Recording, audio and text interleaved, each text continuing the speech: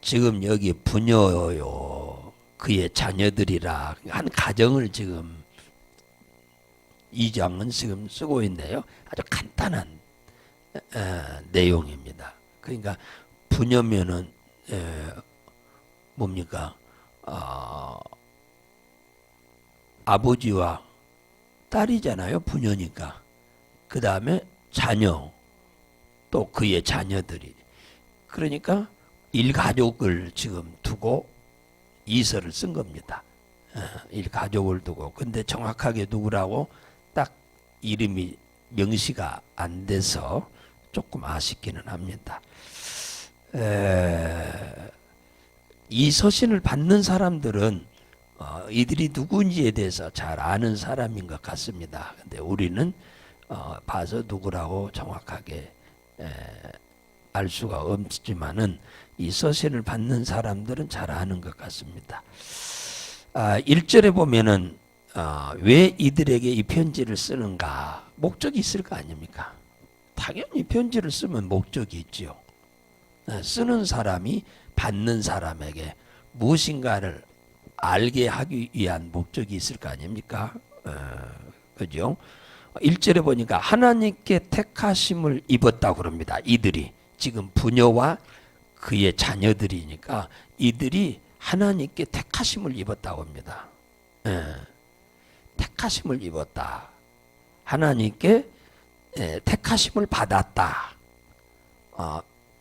그 말이에요. 에클렉토스라고 하는 말인데 이 선택을 받았다. 하나님의 선택받았다. 그 말이에요. 하나님께서 선발하셨다. 가장 좋은 것을 주기 위해서 하나님이 골라냈다. 이걸 한마디로 말하면 하나님께 바쳐진 제물로 사용하기 위해서 하나님이 선택했고 골라냈고 선발했고 가장 좋은 것으로 택했다. 이렇게 지금 말씀을 합니다. 이 선택이라고 하는 뜻이 그 말이에요. 하나님께 바쳐진 제물로 하나님이 쓰기 위해서 선발하고 골라내고 선택하고 택했다. 그런 얘기예요. 우리를 하나님을 위해서 쓰기 위해서. 이 선택을 한 이유가 뭐냐? 이렇게 하나님이 선택한 이유는 거기 보니까 2절에 우리 안에 거하여 영원히 우리와 함께 할 진리를 인함이다. 그리고 3절에 가면 아버지 아들 예수 그리스도로부터 저희 뭡니까 진리와 사랑 가운데서 우리와 함께 있으리라. 하나님이 택해서 함께 있게 하는 이유가 뭐냐 하니까 예수를 믿고 이 선택은 창세 전에 이미 선택한 겁니다. 창세 전에 선택한 거예요. 이것은 우주 만물을 만들기 전에 선택한 거예요. 그래서 예수를 믿음으로 의롭게 하기 위해 선택하고 예수 그리스도를 믿음으로 하나님의 자녀가 되도록 하기 위해서 골라냈고 쉽게 말하면 택했단 말이에요. 예수 그리스도를 믿음으로 천국 시민권을 주기 위해서 선발했다. 예수 그리스도 이름으로 기도하면은 응답을 주려고 하나님이 택하셨다. 예수 그리스도 이름으로 선포하면 마귀와 그의 졸개 귀신들이 결박되는 권세를 주기 위해서 골라내셨다. 예수 그리스도를 믿음으로 인해서 가난한 자들이 부욕해 되기 위해서 주님이 택하셨다. 부족함이 없는 삶을 살려고, 즉 다윗이 말한 대로 시편 23편에 하나님을 목자로 여기고 양된 도리로 순종하고 살면 부족함이 없는 삶을 살도록 하려고 하나님이 우리를 택하셨다. 그리고 결국은 나그네 길 끝나면 영원한 천국에서 영생을 누리며 살도록 하기 위해서 하나님이 우리를 골라내셨다. 그 말입니다. 자, 그러니 얼마나 큰 은혜냐. 하나님이 택했다라고 하는 이 의미는 어마어마한 하나님의 축복이 그 안에 내포되어 있고 포함되어 있습니다. 그러면서 지금 바울이 이제 이 요한이가 지금 요한 서신을 쓴 데의 첫 목적은 이단을 경계하고 그것을 골라내기 위한 데 있습니다. 이단에 넘어가면 다 끝나버리니까. 그래서 7절에 적그리스도를 분별하고 경계하라고 말합니다. 적그리스도를 이게 지금 요한서신 1서, 2서, 3서 쓴 목적이에요. 그리고 요한복음까지 쓴 목적입니다. 이단을 감별하기 위해서입니다. 이단. 예. 그러면 이단을 감별하려면 예수 그리스도에 대해서 정확히 모르면 이단은 감별할 수도 없고 이겨낼 수도 없습니다. 그래서 미혹하는 자가 세상에 많이 왔으니 7절에 그러잖아. 벌써 그때 당시에 1세기에 이미 이단들이 바글바글 했다 그 말이야. 지금은 말할 것도 없죠. 어마어마하게 많습니다. 지금은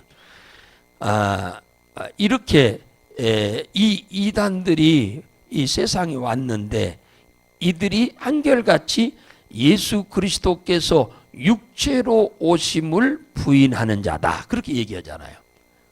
육체로 있고 이것들이 미혹하는 자요 적그리스도다 하고 7절에 얘기하잖아요.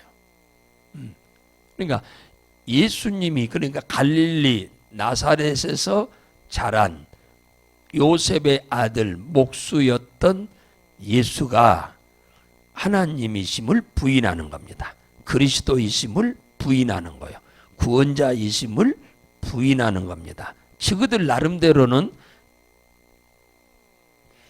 이유를 대지요. 어떻게 신이 인간의 몸을 입고 오냐. 어떻게 신이라고 하는 것은 육체가 없는 건데 육체가 없는 신이 어떻게 해서 인간의 몸을 입고 오냐. 그건 말이 안 된다. 신은 영이니까 죄를 안 짓고 육체를 입은 인간은 죄를 짓고 사는데 어떻게 신이 죄를 짓냐. 그리고 또 신이 어떻게 해서 인간의 모습을 입냐. 그런 말도 안 되는 말을 짝짝해라. 말도 안 되는 말을 그만해라. 그렇게 얘기를 하는 것입니다. 그러니까 사람들이 분명하게 이 복음을 모르면은 그건 그럴듯한 얘기라 거기에 속아 나는 거예요. 십자가에서 어떻게 해서 하나님이면 신이면 죽냐? 신이면 어떻게 해서 신이 죽냐? 신이 어떻게 해서 죽어 인간들한테 그런 신 믿어서 뭐하냐? 이제 그 말이야. 인간의 손에 의해서 죽어버리는 신 믿어서 무엇해? 인간들을 이겨먹어야지. 이들은 예수 그리스도께서 우리 죄를 대신하여 대속제물로 오신 것에 대해서 모르기 때문에 이런 말을 한 겁니다. 마가복음 10장 45절에 보면 인자가 온 것은 섬김을 받으려 함이 아니요 도리어 섬기려 하고 자기 목숨을 많은 사람의 대속물로 주려 함이다 그랬어요. 그러니까 이 구약시대에 사람이 죄를 지으면 그 죄값으로 죽어야 돼요. 죄의 싹슨 사망이니까 죽어야 하는데 하나님이 은혜를 베풀었어요. 그 은혜가 뭐냐 하면은 사람이 죄를 지은 걸 종이에다가 요즘 말로 말하면 목두리 같은 데다가 이렇게 쭉 길게 목두리 같은 데다가 죄목을 쫙 써서 가져오는 거예요. 한두 가지가 아니에요. 엄청 많죠. 그걸 갖다가 우리 목에다가 목두리 이렇게 걸듯이 그 짐승들의 목에다가 이렇게 걸어요. 그럼 이렇게 되겠죠? 스카프 이렇게 걸듯이. 그러고는 하나님 그 사람이 지은 죄를 읽습니다. 김개똥이가 지은 죄를 자기가 써왔으니까 제사장이 읽어. 그 제목을 읽어. 그리고는 그 목에다가 그 제목을 쓴 종이에다가 목에 걸려 있으니까 손을 얹고 기도를 합니다. 하나님 이 김개똥이가 지은 죄가 이렇게 많은데 이 죄를 대신해서 이 짐승에게 죄를 전가시키고 죽게 하옵소서. 그리고 용서해 주옵소서, 개똥이를. 그러니까 죄는 인간이 짓고 양과 염소와 소가 대신해서 죽어준 겁니다. 그리고는 인간이 죄를 용서받고 살게 된 거예요. 이거 엄청난 은혜죠. 은혜입니다. 죽을 사람을 짐승을 대신해서 죽게 하고 자기가 사는 거니까 이거 엄청난 은혜죠. 그 송아지 한 마리가 값도 많이 나가는 건 사실이지만 죽는 것보다 낫잖아요. 염소 한 마리, 양 한 마리, 그거 아무것도 아니잖아요. 죽는 것보다야. 양 한 마리 값이 얼마나 되는데, 염소 값이 얼마나 되는데, 가봤자. 흑염소라고 하면 비싸기라도 하지. 흑염소가 아닙니다. 요즘은 비싸지. 옛날에는 엄청 쌌어요, 그런 것들이. 그래서 용서를 받았어요. 그런데 이건 죄를 지을 때마다 이 일을 해야 하니 얼마나 불편하고, 그 죄만 용서받아. 그러니까 하나님이 이걸 알고 미리서 창세기 3장 15절에 여인의 후손인 예수 그리스도를 이 땅에 보내서 단 한 방에 인간의 과거의 죄, 현재의 죄, 미래의 죄까지 싹 용서해 버리도록 은혜를 베풀기로 작정하신 것입니다. 그랬는데 그분이 이 땅에 오셔서 십자가에 죽으신 거예요. 육신이 없으면 죽을 수가 없잖아요. 죄값은 사망이니까 이 죄를 용서하려면 누군가가 죽어야 한다 그 말이에요. 이게 하나님의 법이요. 근데 사람을 죽이려고 하면 다 죽어버려야 하니까 안 되니까 사람 중에서는 죄를 대신할 사람이 없어. 그래서 하나님이 어쩔 수 없이 인간의 몸을 입고 와서 대신 죽기 위해서 육체를 입은 거예요. 할렐루야. 육체를 입은 거예요. 대신 죽어야 하니까. 사람은 자기가 법을 만들어 놓고 자기가 어기잖아요. 국회의원들은 지들이 법을 만들어 놓고 국회에서 지들이 다 어기잖아요. 하나님은 공의로우신 하나님이기 때문에 당신이 만들어 놓은 죄를 법을 절대로 어기는 일이 없습니다. 그래서 요한복음 1장 14절에 보면은 말씀이 하나님이신 분이 육체를 입고 이 땅에 오셨으니 그가 독생자 예수다 그러잖아요. 요한복음 1장 14절에 말씀이 육신이 되어 이 땅에 오셔서, 말씀이 하나님이신데 그 하나님이 세상 만물을 다 창조했는데 그분이 육체를 입고 이 땅에 오신 분이 독생자 예수다. 왜 왔냐? 우리의 죄를 대신하기 위해서 왔다. 그래서 요한복음 3장 16절에 하나님이 세상을 이처럼 사랑하사 독생자를 보내셨으니 이는 저를 믿는 자마다 멸망치 않고 영생을 얻게 하려 함이라 그 말이에요. 그러니까 예수님이 육체를 입고 오신 것을 그들은 모르니까, 어리석은 인간들이라 그걸 깨달을 수 없지요. 하나님의 은혜가 아니고는 이건 깨달을 수가 없어요. 아무리 박사들이어도.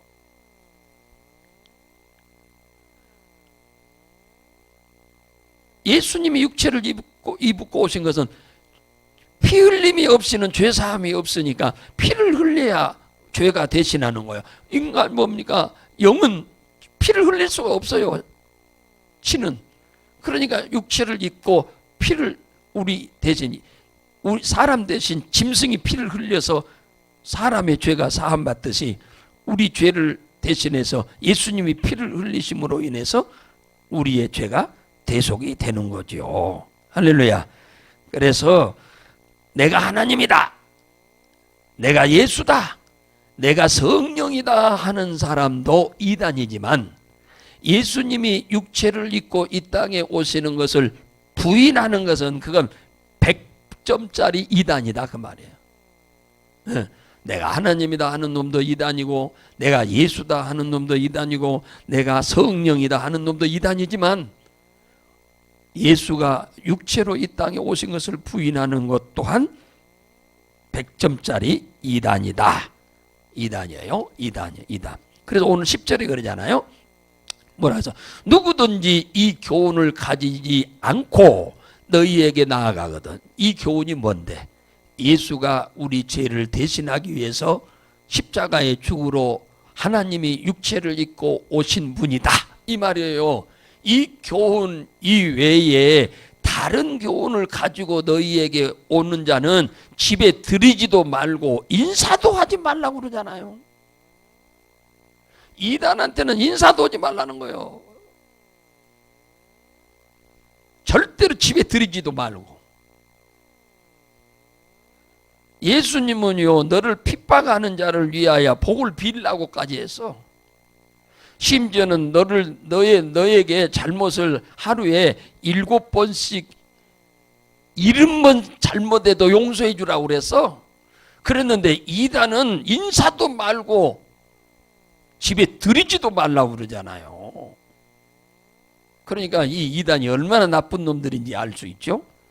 왜 그러느냐 하면은 천하보다 귀한 영혼이 미혹을 받을까 봐서 그런 거예요. 미혹받아 버리면 끝나버리죠. 예수 그리스도의 십자가에 대속하신 은혜가 헛돼 버릴까 봐 이들 드러났다가 이들하고 같이 있다가 그것들을 오히려 설득할 수 있는 능력이 있으면 좋은데 모르니까 모르면은 넘어가 버리죠. 내가 속아 버려. 그러니까 아예 그런 기회를 절대로 주지 말아라. 하나님의 자녀가 마귀의 자녀가 될까 봐, 천국 백성이 지옥 백성이 될까 봐 이단한테 속지 않도록 진짜 뭡니까? 좀 경계로 이런 말을 한 거죠. 바퀴벌레처럼 여기라는 말이 아니라 속을까 봐 그런 거예요. 속을까 봐. 그들이 믿음이 좋고 요한이처럼 그냥 이 복음에 대해서 잘 알면 오히려 그들을 설득할 수 있지요. 그런데 이 성도들이 그럴 수준이 안 되니까 아예 너희들은 들이지도 말고 그들하고 인사도 하지 말란 말은 뭐요? 이 얘기도 하지 말라는 얘기 아닙니까? 여러분이 그들을 설득할 능력이 있으면야 100번이라고 해야겠죠. 그때 당시에 사람들은 그랬다고 말이죠. 사랑하는 여러분, 오늘 요한이가 이단을 이렇게 바퀴벌레만 또 못하게 여기라고 하는 거잖아요. 인사도 말고 집에 들이지도 말아라. 예수 그리스도의 이 땅에 오심과 죽으심을 헛되게 만드는 일이기 때문에 그렇습니다. 그리고 여기에 넘어가면 그 인생은 종쳐버려. 끝나버립니다. 이 땅에서도 망하고 영원한 천국이 아니라 영원한 지옥불에 던져지기 때문에 미리서 조심하도록 하기 위해서 한 말씀이죠. 오늘 이 자리에 계신 여러분들은 이단에 대해서 분명히 잘 구분할 줄 알아야 합니다. 교회 오래 다녀도 이게 모르니까 이게 문제죠.